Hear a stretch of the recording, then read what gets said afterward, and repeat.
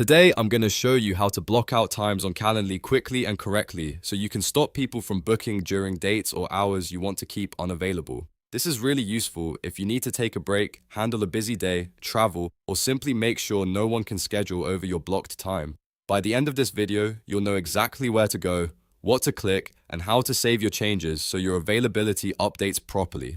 And if this tutorial helps, make sure to hit the like button and subscribe for more simple software guides just like this. Let's jump in. First, sign in to your Calendly account. Once you're inside your dashboard, look for the availability section. This is where Calendly lets you manage when you're free and when you're not, so it's the right place to make scheduling changes. Go ahead and click Availability to open your availability settings. Now, make sure you're in List View. This is important because List View makes it much easier to edit specific time blocks and dates without getting confused by a calendar layout. If you're not already in List View, switch over before you continue. Once you're in the right view, click the plus hours button. This is the option that lets you add or adjust available hours for a selected date or set of dates. After that, select the date or dates you want to block. You can choose one day if you only need to block a single time period, or multiple dates if you want to remove availability for several days at once. After selecting your dates, look for the section that says, "What hours are you available?"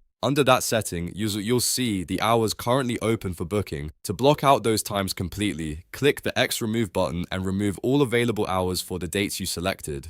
This tells Calendly that you are not available during that period, so people will no longer be able to book time on those days. Take a moment to double check that all the hours for those dates have been removed. That step matters because if even one time slot is still listed, Calendly may still allow bookings during that window. So make sure the availability is fully cleared for the date or dates you want to block. Once everything looks correct, click Save to apply the changes. Calendly will update your availability right away, and the blocked times should no longer appear as bookable slots for anyone scheduling with you. If you ever need to reopen those times later, you can return to the same availability section and add hours back in just as easily.